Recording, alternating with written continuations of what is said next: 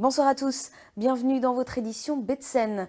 Dans ce journal, découverte d'une déchetterie 2.0. Elle veut rendre son site accessible en permanence aux professionnels.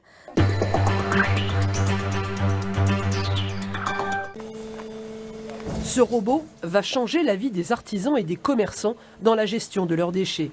Mis en place début septembre, il fonctionne 7 jours sur 7, 24 heures sur 24, en complément de la déchetterie classique située juste à côté, accessible uniquement de 8h à 17h30. On peut le décharger quand on veut, à n'importe quelle heure. À 5h30 ou à 18h, on est là. Donc maintenant, on peut vider. Ça gagne temps pour nous. Cette nouvelle plateforme de traitement des déchets a été installée sur la zone nord du Havre. Elle n'est ouverte qu'aux professionnels. La partie robotisée est totalement informatisée. Donc en fait c'est très simple, ils viennent s'identifier avec un badge sans contact qu'on leur fournit. Ensuite ils sélectionnent le type de déchets qu'ils vont venir vider. Et en fait ils baignent tout simplement dans le bras qu'on voit, dans le godet. Et ça leur permet de vider jusqu'à 4 mètres cubes de déchets et 3 tonnes en poids de volume de déchets. Artisans et commerçants viennent y déposer du bois, de la ferraille, des gravats ou des déchets industriels banals. Un recyclage qui a un coût payé par les professionnels eux-mêmes.